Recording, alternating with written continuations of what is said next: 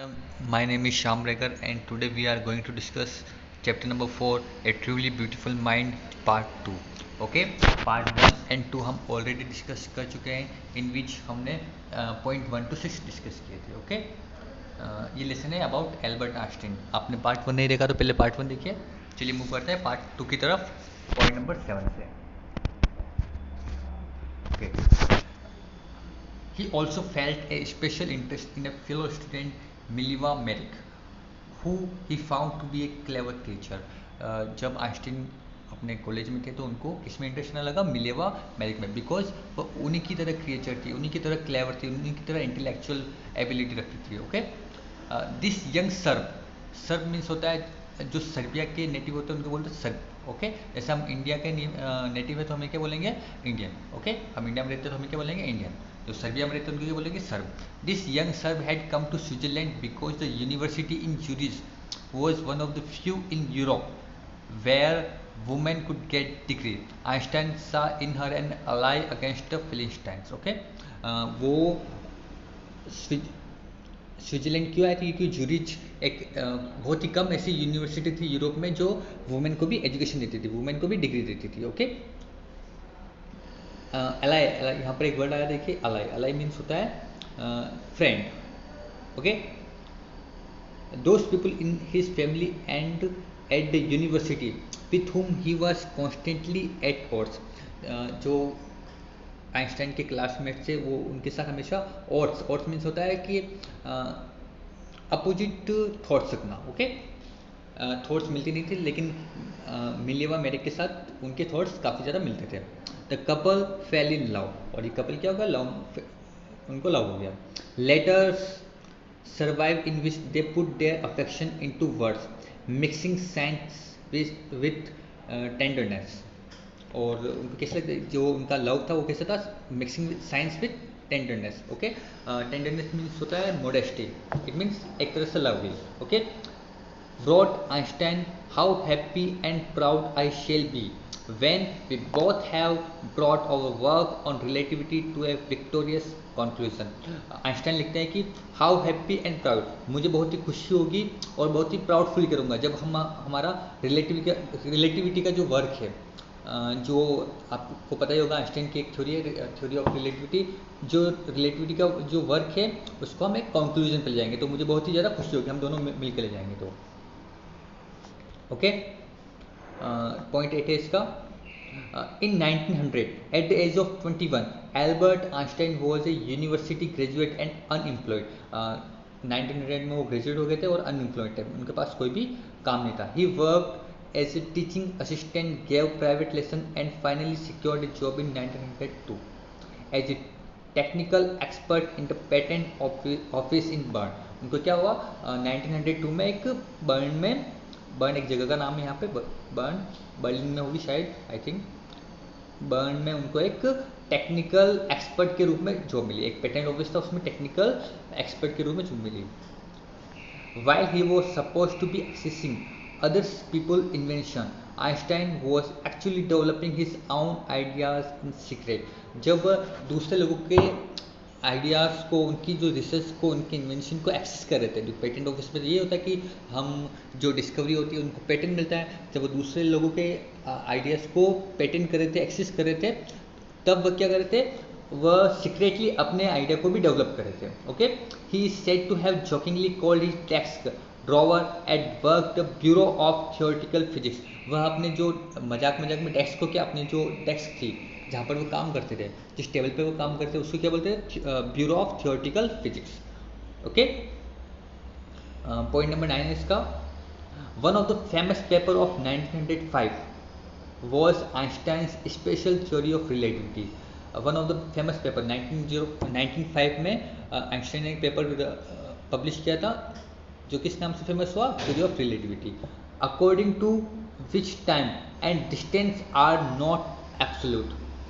उस पेपर के according time और डिस्टेंस एब्सोल्यूट नहीं थे. Indeed, two perfectly accurate clock will not continue to show the same time if they come together again after a journey if one of them has been moving very fast relative to the other. From the followed the words most famous formula which describe the relationship between mass and energy. उनका मानना था कि दो accurate clock जो same time में चल रही है वो भी कुछ समय बाद बिल्कुल एक्यूरेट नहीं होगी, एक दूसरे के बिल्कुल एक्यूरेट नहीं होगी। ओके, और इसी पे बेस उन्होंने थ्योरी ऑफ रिलेटिविटी दी और उन्होंने बताया कि टाइम एंड डिस्टेंस एब्सोल्यूट नहीं है। और उनका एक बहुत ही स्पेशल फार्मूला है, बहुत ही फेमस फार्मूला है यहाँ पे, जो जिसके ऊपर आज की साइंस बेस्ड है पूरी तरीके से, वो है E=mc²। आगे जाकर आप ये साइंस में पढ़ेंगे। ओके, अभी हम इसको यहाँ डिस्कस नहीं करते हैं। ओके, पॉइंट नंबर 10 है इसका,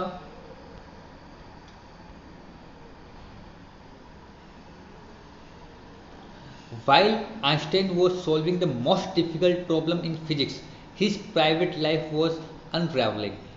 जब आइंस्टाइन ये सब रिसर्च कर रहे थे तो उनकी जो प्राइवेट लाइफ थी, जो उनकी मैरिज लाइफ थी, वो अनरेवलिंग चल रही थी। ओके ओके, सॉरी, अभी उनकी मैरिज नहीं हुई है, लेकिन उनकी जो प्राइवेट लाइफ थी वो थोड़ी अच्छी नहीं चल रही थी। Albert had wanted to marry Mileva right after finishing his studies. Albert Einstein क्या चाहते थे? मिलेवा से शादी करना चाहते थे जब उनकी स्टडी फिनिश हो जाए।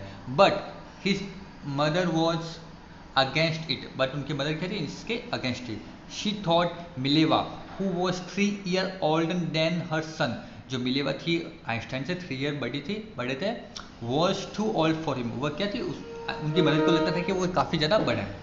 She was also bothered by Mileva's intelligence. वह मिलेवा का जो इंटेलिजेंस थी, उनकी जो क्लेवरनेस थी, उनसे भी ज़्यादा बोदर्ड थी, चिंतित थी। She is a book like you. वह आइंस्टाइन की क्या बोलती थी? वह आपके लिए क्या बुक है। His mother said. Einstein put the wedding of, और आइंस्टाइन ने क्या किया? वेडिंग कुछ समय के लिए टाल दी। पॉइंट नंबर 11 है इसका, the pair finally married in January 1903। उन्होंने मेरी शादी कर ली एंड हैड 2 सन्स, उनके 2 सन हुए। But few year later the marriage faltered, और लेकिन कुछ समय बाद ही क्या उनकी शादी क्या होगी? फेल्टर मीन्स वीक, कमजोर हो जाना। Okay, Mileva meanwhile was losing her intellectual ambition and becoming an unhappy housewife. और मिलेवा धीरे धीरे उनका जो इंटेलेक्चुअल एम्बिशन था वो खत्म होता गया, हाउसवाइफ बनती गई, लेकिन उनकी हाउसवाइफ की जो वह एक अनहैप्पी हाउसवाइफ बन गई। Okay, after year of constant fighting the couple finally divorced in 1919। और 1909 में उनका क्या हो गया? डाइवोर्स हो गया।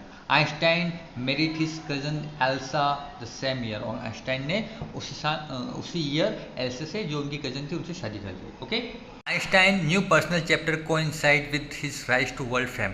In 1915, he had published his general theory of relativity, which provide a new interpretation of gravity. उनकी एक पर्सनल लाइफ जो खराब चली रही थी, लेकिन उनकी एक जो प्राइवेट लाइफ थी, जो वो रिसर्च करते थे, वो क्या हुआ? उनको वर्ल्ड फेम मिलने लगी। Okay, in 1915 he had published his general theory of relativity, और 1915 में उन्होंने क्या general theory of relativity release की। Okay, which provide a new interpretation of gravity, जिसने वर्ल्ड को क्या किया है? न्यू इंटरप्रिटेशन दिया, एक न्यू एक्सप्लेनेशन दिया ग्रेविटी के बारे में। And eclipse of the sun in 1919 brought proof that it was accurate. और जो 1919 में इक्लिप्स हुआ था सन का, एक साइंटिफिक टर्म है ये, तो ये चीज़ उनके एक्सपेरिमेंट को प्रूव करती है। Einstein had correctly calculate in advance the extent to which the light from fixed star would be deflected through the sun gravitational field। Okay, Einstein ने पहले ही बता दिया था कि जो फिक्स स्टार होते हैं उनकी जो लाइट्स होती है वो सन की ग्रेविटेशन से डिफ्लेक्ट होती है। The newspaper proclaimed his work as a scientific revolution, और एक न्यूज़पेपर ने क्या बताया? उनके इस वर्क को साइंटिफिक रिवोल्यूशन बताया, क्रांति बताया। Okay, Einstein receive the Nobel prize for physics in 1921, और इस वर्क के लिए आइंस्टाइन को नोबेल प्राइज मिला। He was showered with honoured and invitation from all over the world and lauded by the press, और प्रेस में जो newspaper थे, मीडिया थी, उनको बहुत ही प्रेस किया गया। ओके, और पूरे वर्ल्ड में उनको ऑनर मिला। And the Nazis came to the power in Germany in 1933, Einstein immigrated to the United States। जब नाजी गवर्नमेंट आई जर्मनी में, तो आइंस्टाइन कहाँ इमिग्रेटेड हो गए? United state. वो यूनाइटेड स्टेट चले गए। ओके, नाजी गवर्नमेंट एक पार्टी का, वैसे नाजी एक पार्टी का नाम है, ये हिटलर इसी पार्टी को बिलोंग करते थे। Okay, 5 years later, the discovery of nuclear fission in Berlin had American physicists in an uproar. जब उसके 5 साल बाद बर्लिन में न्यूक्लियर फिजन का इन्वेंशन हुआ तो उसने अमेरिकन फिजिसिस्ट को क्या कर दिया, अप्रोर, बिल्कुल अपसेट कर दिया. Okay, many of them had fled from fascism just as Einstein had, and now they were afraid the Nazis could build and use an atomic bomb. अब आइंस्टाइन सभी को लग रहा था कि अब नाजी गवर्नमेंट एक एटॉमिक बम बना लेगी और ये किसी पे भी यूज़ कर सकते हैं, सबको डर लग रहा था. ओके, पॉइंट नंबर 15 है इसका. At the urging of a colleague, Einstein wrote a letter to the American President Franklin D. Roosevelt on 2nd of August 1939, in which he warned a single bomb of this type exploded in a port might very well destroy the whole port together with some of the surrounding territory. Okay, Einstein ने उस time के American president Franklin D Roosevelt को एक letter लिखा. उसमें लिखा कि इस टाइप का एक बम भी अगर किसी पोर्ट पे गिर जाए तो उस पूरे पोर्ट को तबाह कर सकता है और आसपास की टेरिटरी को पूरी तरीके से बर्बाद कर सकता है. ओके,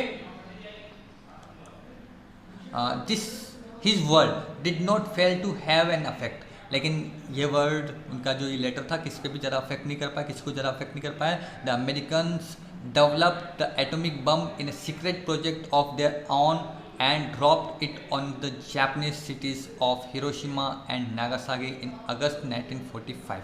ओके, लेकिन ये लेटर उनको अमेरिकन गवर्नमेंट को अफेक्ट नहीं कर पाया और अमेरिका ने एक न्यूक्लियर बॉम्ब बनाया. ओके, जो हिरोशिमा और नागासाकी पे गिराया गया 1945. ओके, आपको पता ही होगा ये incident. Point number 16 is Einstein was deeply shaken by the extent of the destruction. This time he wrote a public missive to the United Nations. In it he proposed the formation of a world government. और उन्होंने किसको एक letter लिखा, United nation को एक letter लिखा. उन्होंने एक वर्ल्ड फॉर्मेशन, एक वर्ल्ड गवर्नमेंट बनाने के लिए प्रपोज किया. Unlike the letter to Roosevelt, this one made no impact. लेकिन इस लेटर का भी कोई इम्पैक्ट नहीं हुआ. But over the next decade Einstein got ever more involve in politics, agitating for an end to the arms build-up and using his popularity to campaign for peace and democracy. Okay, Einstein लेकिन अगले decade में democracy की तरफ और attract होने लगे और उन्होंने जो अपनी पॉपुलरिटी थी उसका किस में यूज़ किया, दुनिया में पीस और डेमोक्रेसी लाने के लिए. Okay, when Einstein died in 1955 at the age of 76, he was celebrated as a visionary and world citizen as much as a scientific genius. और जब आइंस्टाइन की डेथ हो गई 1955 में, जब वो 76 ईयर ओल्ड थे, ही वो सेलिब्रेटेड एज ए विजनरी और उनको विजनरी पर्सन के रूप में जाना जाता है. And world citizen as much as scientific genius, और उनको पूरा वर्ल्ड साइंटिफिक जीनियस के रूप में देखता है. ओके, इसके क्वेश्चन आंसर हम नेक्स्ट वीडियो में डिस्कस करेंगे. Okay, thanks for listening and God bless you all. Thank you.